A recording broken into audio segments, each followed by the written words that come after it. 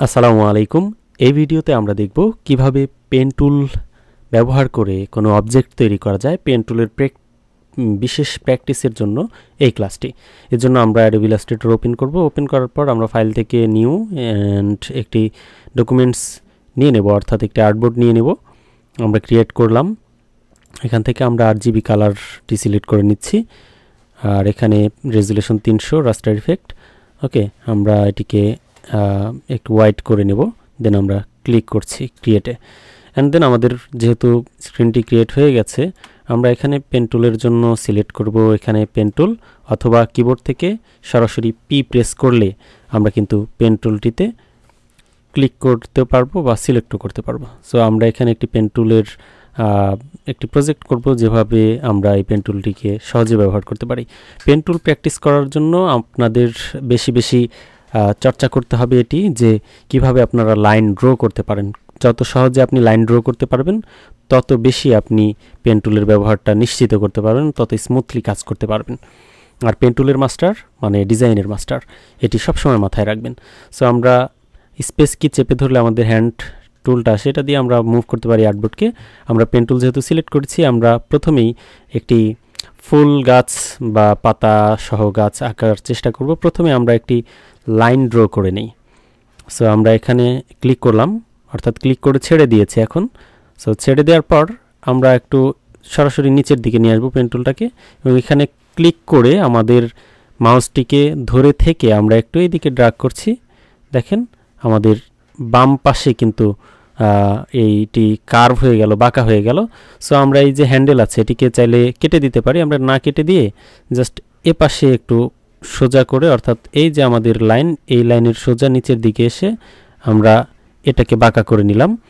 এবং আমরা যদি চাই এখানে আরেকটু নিচের দিকে এসে আরেকটি লাইন আমরা এভাবে করতে পারি। যদি আমরা করে দিই এভাবে, তো দেখেন জাস্ট এরকম হলো।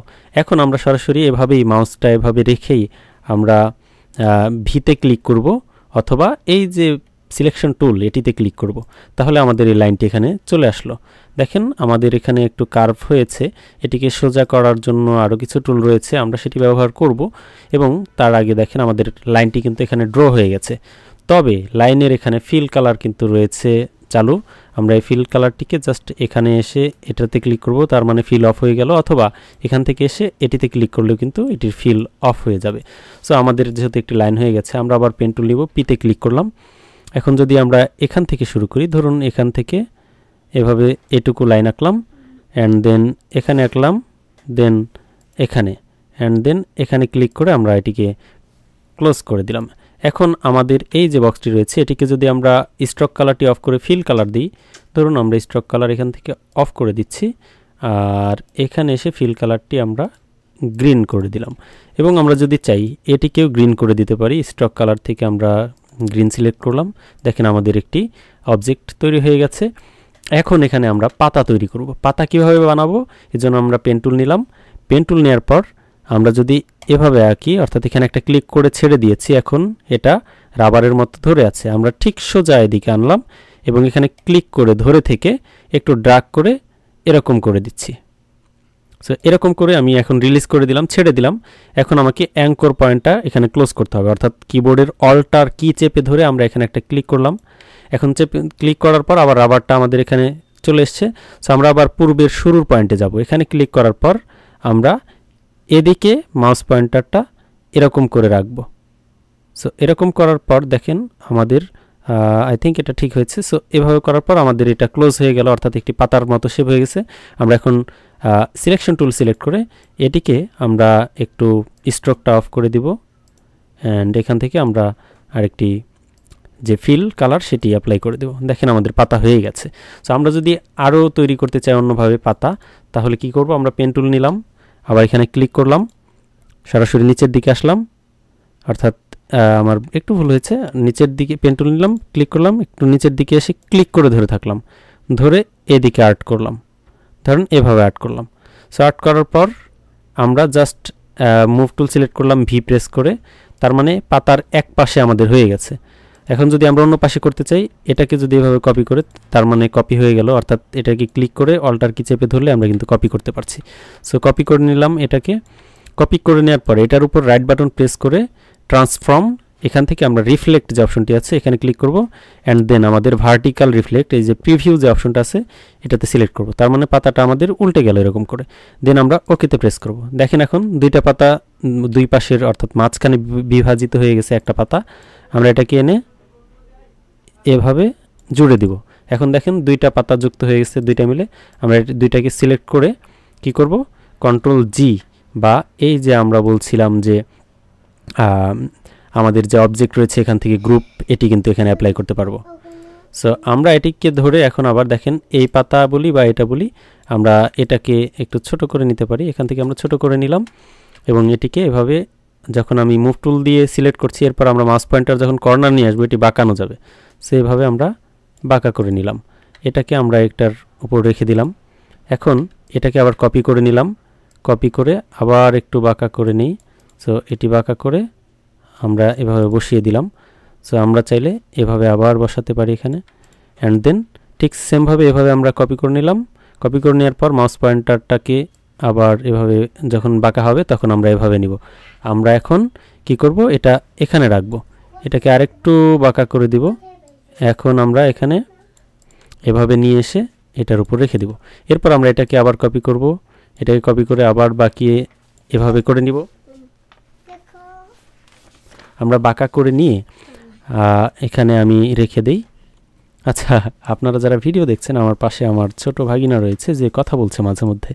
ওকে, আমরা এটিকে আবার কপি করে নিই, কপি করে নিয়ে এটিকে বাঁকা করে দিচ্ছি। দেখেন আমাদের পেন টুলের যে প্র্যাকটিস এটি কিন্তু এভাবের মধ্যেই সমাধান হয়ে যাচ্ছে। অলরেডি আপনাদের যে গ্রাফিক্সের বই রয়েছে সেখানে কিন্তু এই ধরনের কিছু ফুল রয়েছে। আমরা এভাবে আবার এরকম করতে পারি, সেটিকে আমরা একটু বাঁকা করে দিব। সো এভাবে আমরা আমাদের প্র্যাকটিসগুলো কন্টিনিউ করব। তাহলে আমরা এভাবে 10টি অবজেক্ট তৈরি করতে পারলে 10, 20, 50 যতগুলো পারি আমরা প্র্যাকটিস করলে আমাদের কিন্তু এই যে টুলের ব্যবহার কিংবা এই যে আমাদের পেন টুল এটি কিন্তু খুব সহজেই আমরা শিখতে পারবো।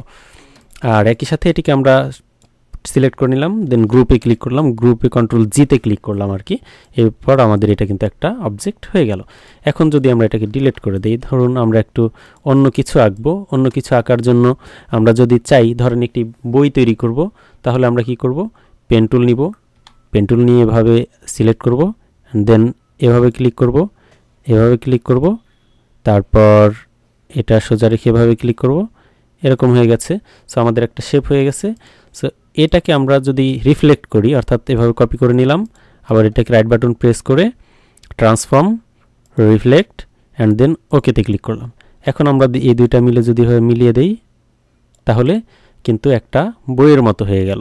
এখন দেখেন আমরা এটার মতো করে যদি এটার মাঝখানে নেই, এটার কালার চেঞ্জও করি, এভাবে আমরা কিন্তু কালারও চেঞ্জ করতে পারবো। এখান থেকে আমরা দুটো সিলেক্ট করে ফিল কালারটা চেঞ্জ করে দেই এভাবে। দেখেন এটা একটা বইয়ের মতো হয়ে গেছে। এখন যদি আমরা এটার মধ্যে মাঝখানে একটা টুল দিই, পেন টুল দিয়ে যদি আমরা এভাবে সিলেক্ট করি এখান থেকে এরকম করে, অ্যান্ড দেন এটাকে আমরা সিলেক্ট করে এটার যে স্ট্রোক এটিকে আমরা অন করে দিই, অর্থাৎ এভাবে স্ট্রোক দিলাম, এটির কালার সিলেক্ট করে আমরা সাদা করে দিই, তাহলে কিন্তু বোঝা যাচ্ছে যে এটি একটি বই। সো এভাবে আমরা প্র্যাকটিস করব। আর আপনি যত প্র্যাকটিস করবেন তত আপনার এই পেন টুলের কাজ বেশি এগুবে। আমরা যদি এখানে কোনো অবজেক্টও নেই, কোনো আর্টওয়ার্কও নেই, আর্টওয়ার্ক নিয়ে এভাবে আমরা প্র্যাকটিস করতে পারবো। এই মামা তুমি যাও তো তোমার আম্মুর কাছে। আচ্ছা, এই ভিডিওতে আমরা জানলাম কিভাবে পেন টুলের ব্যবহার করতে হয়, কিভাবে প্র্যাকটিস করতে হয়। সো ভিডিওটি ভালো লাগলে এবং বুঝে থাকলে অবশ্যই লাইক, কমেন্ট এবং শেয়ার করবেন। সবাই ভালো থাকুন, সুস্থ ও সুন্দর থাকুন। আল্লাহ হাফেজ।